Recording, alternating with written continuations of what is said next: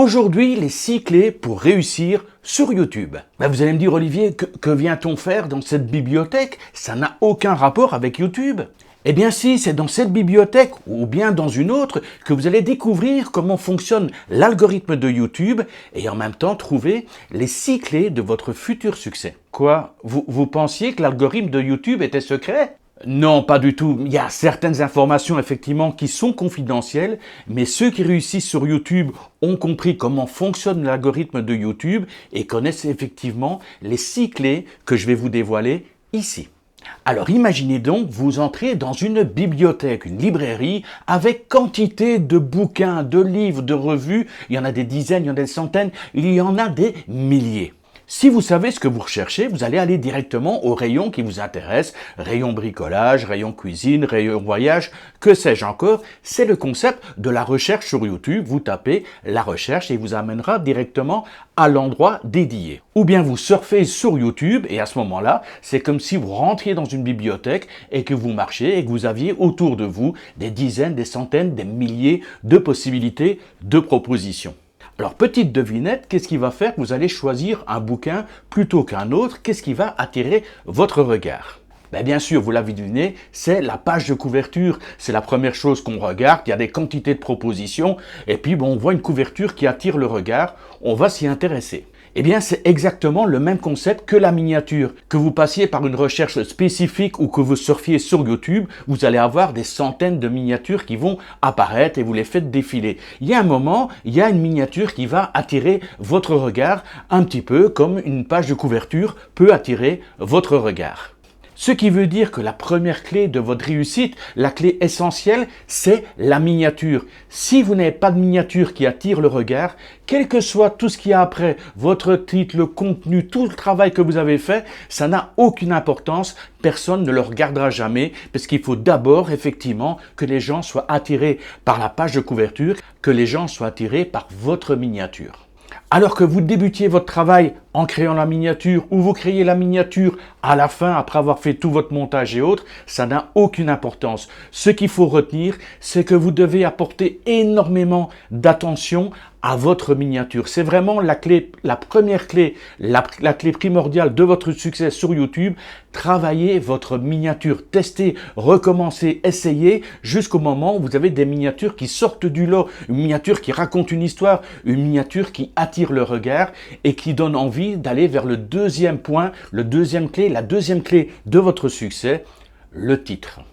Nous sommes toujours dans cette librairie, effectivement, vous avez une page de couverture qui a attiré votre regard, vous prenez cette page de couverture, vous prenez ce livre en question, et voilà, l'image a attiré, on va prendre un exemple, c'est l'image style une vieille gravure d'un rocher au milieu d'un océan, vous dites, ouais, super, peut-être une histoire de flibustier, de bagarre, enfin voilà, des trucs que vous aimez bien, et vous regardez le titre, chose très importante, le deuxième point important, le titre, monologue d'une nonne sur un rocher isolé en Bretagne. Ah là, vous vous dites non, moi je voulais un truc d'aventure, non. Là, le titre, non, désolé, ça m'intéresse pas. Vous allez reposer le livre et vous allez passer à autre chose. Et c'est malheureux parce que dans ce livre, l'auteur a fait un travail magnifique. Effectivement, c'est une nonne, mais qui s'est défroquée, qui est devenue flibustier et ensuite qui a combattu des pirates pour protéger la côte où il y avait les habitants. Enfin, il y a beaucoup d'aventures, de chasse au trésor, il y a plein de choses, mais ça ne se reflète absolument pas dans le titre. Donc, la miniature était intéressante, mais le titre, par contre, le titre qui est complément à cette fameuse couverture, n'était pas à la hauteur ou ne reflétait pas le contenu qui était proposé, n'était pas assez alléchant. Donc, deuxième clé de votre succès, vous avez réussi à faire une miniature qui attire le regard, mettez un titre aussi qui donne envie de cliquer sur cette miniature. À partir du moment où vous avez réussi la miniature, votre titre, les gens vont cliquer dessus, vous avez déjà fait une grosse partie du travail. Le plus important, vous avez attiré les gens sur votre vidéo. Nous sommes toujours dans cette librairie, vous avez effectivement trouvé le livre qui a attiré votre regard, cette page de couverture attractive, un titre ronflant qui donne envie de lire, mais vous allez quand même retourner le livre et retourner un petit peu, regarder un petit peu le résumé, qu'est-ce qui est proposé ici à l'arrière de la page de couverture. C'est un petit peu ce que j'appelle les 30 secondes et également les 5 secondes. Je vous explique ça tout de suite. On va attaquer par les 30 secondes. Les 30 secondes, c'est un petit peu l'équivalent du résumé qui est mis à l'arrière du bouquin. Quand les gens vont découvrir votre vidéo, ils vont cliquer dessus, ils vont commencer à regarder. S'ils ne sont pas intéressés par les 30 premières secondes, si vous ne parvenez pas à donner la dynamique, si vous ne parvenez pas à intéresser les gens, si vous ne parvenez pas à les accrocher, ben les gens, ils vont vite zapper. Et vous allez voir qu'une vidéo qui débute très mal, avec des gens qui commencent à parler, à bafouiller, à mettre des génériques, à demander à s'abonner, enfin toutes ces choses-là, j'ai vu certaines introductions qui duraient 1 minute, 2 minutes, 3 minutes, le maximum c'est 30 secondes, essayez même d'être plus court. Et dans cette introduction, il faut être dynamique et il faut donner envie aux gens d'aller plus loin dans la vidéo. Si vous ne le faites pas, vous risquez de perdre 50 à 60% de vos visiteurs, voire même encore plus.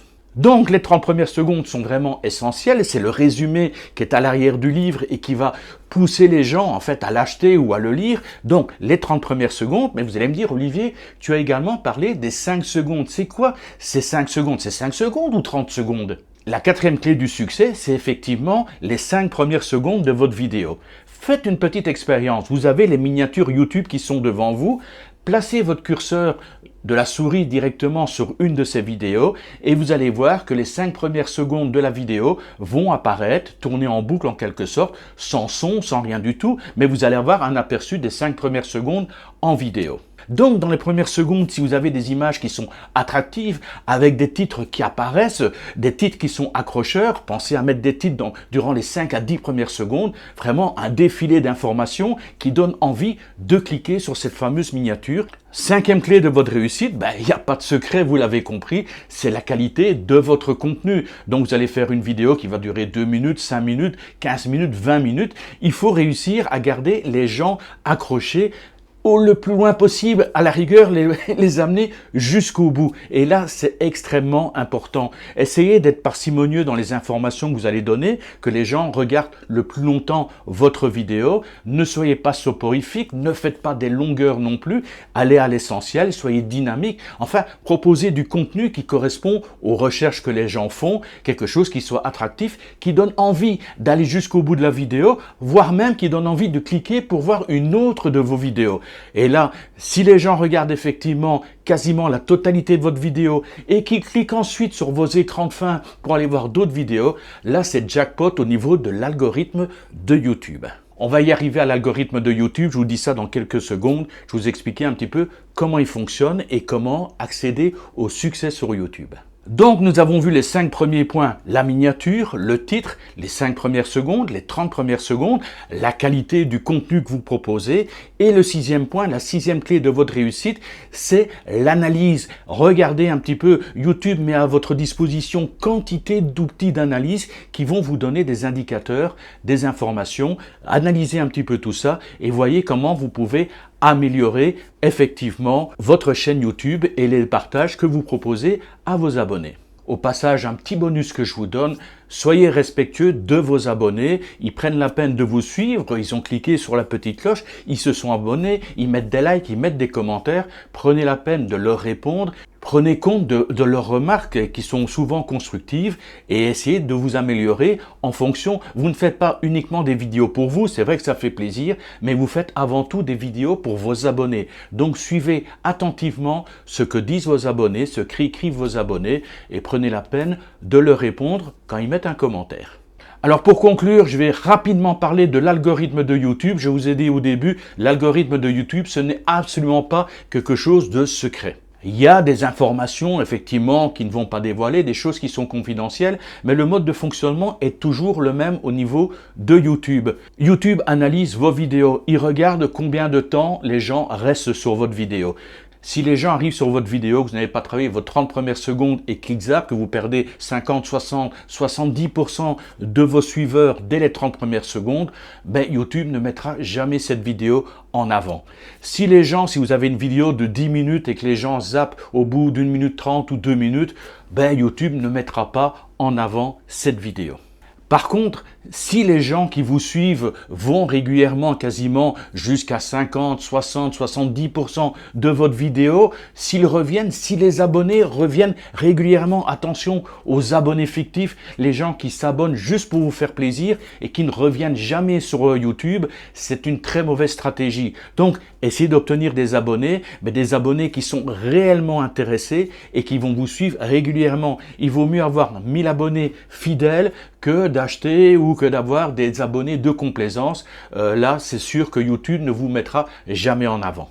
Donc en résumé, du contenu de qualité qui donne envie aux gens d'aller jusqu'au bout de la vidéo, le plus loin possible au niveau de votre vidéo et qui leur donne envie de cliquer pour découvrir une autre vidéo. Et tôt ou tard, YouTube mettra en avant une de vos vidéos et j'ai eu l'expérience par 2 fois, YouTube a mis une de mes vidéos en avant et c'est ça qui m'a permis de passer de 3000 à 15 000 abonnés, ensuite monter à 22 000. Enfin vraiment, ça a été crescendo et tout ça juste grâce à 2 vidéos et bien sûr à tous les conseils que je vous donne ici actuellement dans ce tutoriel. Si vous avez des questions, vous n'hésitez surtout pas dans les commentaires et moi je vous retrouve très bientôt pour un nouveau tutoriel. D'ici là, je vous souhaite un bon week-end et je vous dis bye bye.